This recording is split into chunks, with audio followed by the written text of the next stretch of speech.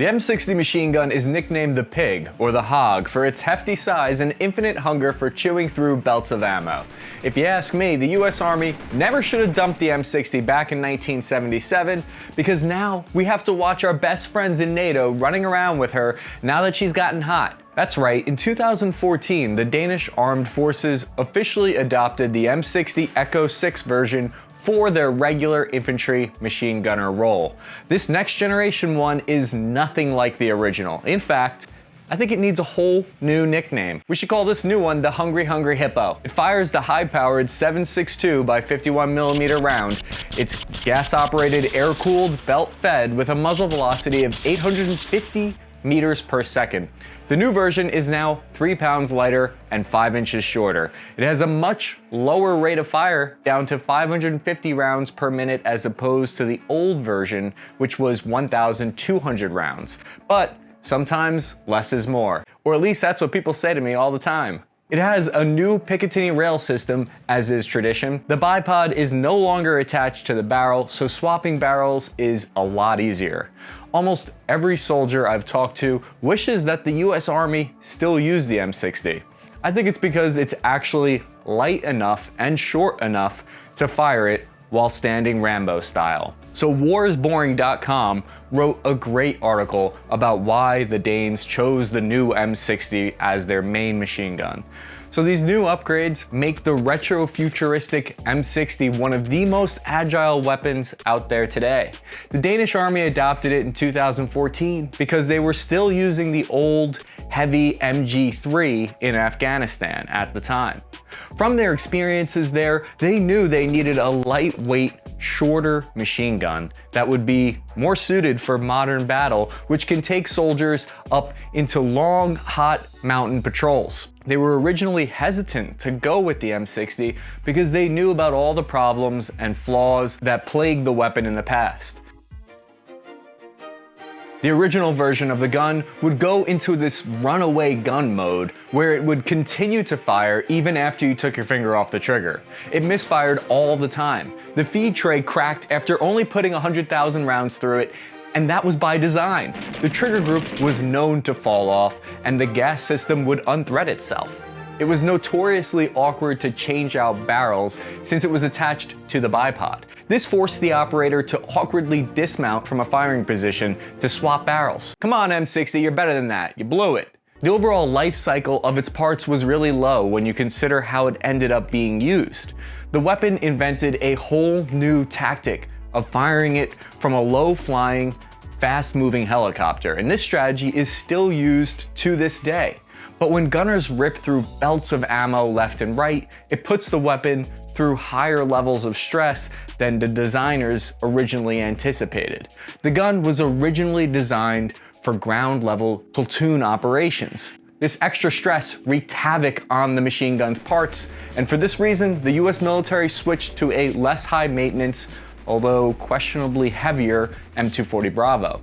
After that, for a long period of time, the only place you could find the M60 was at the local VFW, where it was knocking back a few shots of the strongest stuff, trying to forget about its Vietnam years. That's alright, M60, we've all been there. But in all seriousness, the M60 was forgotten about until various upgrades since the 1960s led to the weapon being resurrected. It was given one more chance to prove it still has what it takes to be the light infantry's heavy automatic machine gun once again. It's like Tyson coming back and proving he still has what it takes to wreck out there. Next, we're going to get into the Danish army, and we'll get to the bottom of the huge debate surrounding which is better, the M60 or its replacement, the M240 Bravo. But first, I want to tell you about the Gun Mag Warehouse YouTube channel. So after you're done watching this video, I want you to go check out Gun Mag Warehouse's work. It's about an actual Vietnam veteran getting the chance to fire his old M60 again. You'll get a first-hand account of what it's like to use this weapon during the heat of combat, and some insight into the sacrifices that young soldiers were asked to make under impossible odds. The video is directed by Daniel Shaw, who's an Iraq War veteran and former Marine. I can't think of anyone more qualified to capture such an incredible true story about Vietnam veterans. In researching the M60 E6, I went down kind of a rabbit hole on the Danish army, and I have to say, they are next fucking level. Watch them open wooden gates with chainsaws, carry 50 caliber machine guns around on their back like it's no big deal. They were in some of the hardest fighting in Afghanistan, and I'll say this, I might be jealous that the Danish get the M60 E6, but I'm glad that it's in good hands. So, this leads us to the huge controversy and the debate about this gun. There are two sides to this argument. On the one side, people believe that the M60 never should have been replaced by the M240, while on the other side, they think that the M60 sucks and it needs to go. I'm on team M60 because it's more compact, but I'm biased because I had to carry around the heavy, unwieldy, old 240 Bravo version. Critics of the M240 point to the fact that our own elite special forces teams are often seen running with the M60 instead. In my digging, I think I've come up with an answer as to why the US forces dropped the M60, but it's a little bit complicated, so bear with me. So anytime someone points out that the SF teams are using a certain weapon, you have to just remember that just because it works for the special forces doesn't mean that it will scale for thousands of average quality infantrymen like myself. In the 1970s, the life cycle of the M60 was abysmal. The reliability was low. The weapon was more difficult to train on and learn because its weight was distributed poorly to the front of the gun. And if you're special forces, that doesn't really matter because you have all day to train on the system and learn its quirks. It's worth it for the SEAL teams to do that because then they can use a lighter weight gun like the M60. SF teams can afford to run with weapons that are, at the time, really high maintenance. They have that funding and the luxury that line regular units don't have. The SEALs considerations are going to be way different than your average infantry platoon who, when they train on it, they only have one belt of live fire ammo before they're sent off. So what I'm saying here is the M240 Bravo back in the late 70s was the right weapon for the US forces to switch to because it had a life cycle of 2 million rounds before needing maintenance. It was easier to train on it. It had better recoil management and it could take more abuse before it needed repairs.